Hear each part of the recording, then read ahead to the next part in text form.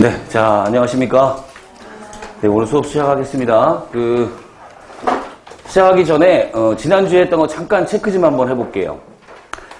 지난주에 용액 파트에 들어와가지고, 그죠? 지금 현재 우리가, 2장을 하고 있어요. 2장, 물질의 상태와 그리고 용액이라는 타이틀로 지금 공부를 하고 있는데, 물질의 상태에는 몇 가지 상태가 있었어요? 3가지 상태, 그죠? 그래서 기체, 액체, 고체를 이제 배우고, 그렇죠. 이제 기체에 대한 내용 타이틀이 딱 나오면 그 안에 무슨 내용들이 있다라는 걸 쭉 한번 이미지 트레이닝을 하셔야 되고, 그 다음에 액체라는 그 키워드가 나오면 역시 이미지 트레이닝을 하셔야 되고, 고체도 마찬가지예요. 이거를 흰 백지에다가 계속 써보셔야 돼요. 처음에는 그 쓸 말이 그닥 없어요.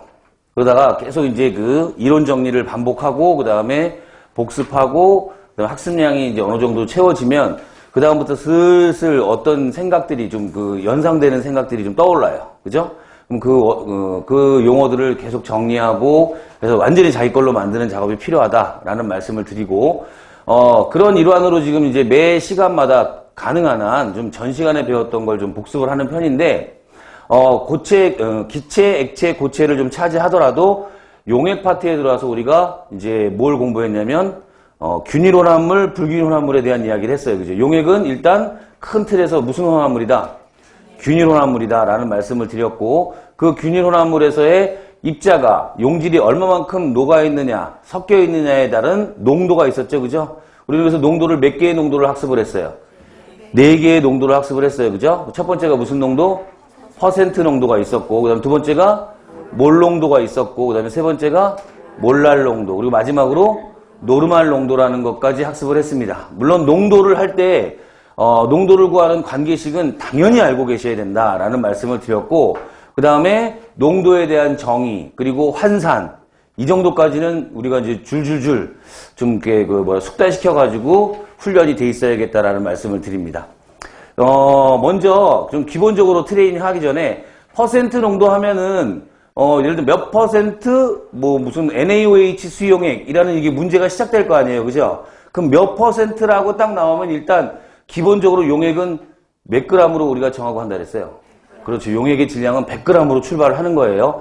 아시겠죠? 무슨 말인지? 뒤에 문제, 출제자가 몇 퍼센트, NaOH 수용액 몇 그램, 이 얘기가 나오기 전까지는 일단 100g이라는 기준으로 스타트를 해야 된다라는 말씀을 드렸고, 그 다음에 역시 0.1몰 농도 나오면 용액의 부피는 일단 몇 리터로 시작한다?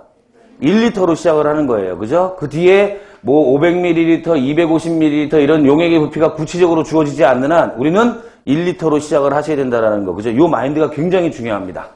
그리고 몰랄 농도도 마찬가지로 어때요? 물 몇 킬로그램? 1kg, 1000g을 기준으로 잡고 들어가야 된다. 그렇죠. 그죠? 이런 내용들 기억하시고, 우리 노르말 농도 같은 경우는 특히 산화환원 반응이라든가 산염기 중화적정에서 활용도가 높다 그랬죠. 그죠? 왜냐하면 같은 산이라도 같은 몰농도라고 하더라도 어떻다? 가수에 따라서 내놓는 H+의 농도가 달라질 수 있잖아요. 그죠? 그렇다 보니까 우리는 노르말 농도에 대한 내용을 좀 인지하고 계셔야 된다라는 말씀을 드렸고, 그 다음에 농도가 끝난 다음에 우리 뭐 했냐면 묽은 용액의 총괄성에 대해 들어갔어요. 그죠? 묽은 용액의 총괄성은 크게 몇 가지가 있더라? 4가지가 있어요. 첫 번째가 뭐죠? 증기압, 그 용액에서의 증기압 내림이라는 게 있고, 두 번째가 끓는 점 오름, 세 번째가 어는 점 내림, 마지막으로 삼투압이라는 게 있어요. 그래서 지난 시간에 우리가 끓는 점 오름, 어는 점 내림 그래프까지 학습을 하고 이제 삼투압에 들어갈 차례인데, 그때 그래프만 하고 그 다음에 더 구체적인 이야기를 안 했기 때문에 오늘은 실질적인 스타트는 우리 끓는 점 오름, 어는 점 내림부터 다시 들어가도록 하겠다라는 얘기를 합니다. 먼저 교재부터 잠깐 볼게요, 여러분. 교재는 62페이지예요. 62페이지에 7번 라우레 법칙이라고 나오죠. 그죠? 자, 거기 별표하십니다. 라우레 법칙. 이 라우레 법칙이 증기압력 내림에 관련된 이야기입니다. 증기압력 내림. 자, 그래서 1번 증기압력 내림 델타 P라고 나오죠. 그죠? 델타 P. 용액의 증기압력이 순수한 용매의 증기압력보다 주십니다. 낮아지는 현상이에요. 물론 밑줄은 낮아지는 현상만 쳤지만 앞에 있는 그 수식어구가 굉장히 중요하죠. 그죠? 누구의 증기압력이 용액의 증기압력이 누구의 증기압력에 비해 순수한 용매의 증기압력에 비해 뭐해지는 현상? 낮아지는 현상. 이 낮아지는 현상이라는 그 밑줄 친 부분을 항상 읽으면서 어떤 걸 연상하셔야 되냐면 왜 낮아지는지에 대해서 한번 생각을 해보셔야 돼. 두 가지 큰 요인이 있었어요. 그죠? 첫 번째는 뭐더라? 그렇죠. 용액이 되려면 용매 또는 용질 인력보다 누구의 인력이 더 커야 돼요? 용질의 인력이 더 커야 되죠. 그죠? 그러다 보니까 용매가 용질에 딱 달라붙어가지고 잘 증발이 되겠다, 안 되겠다?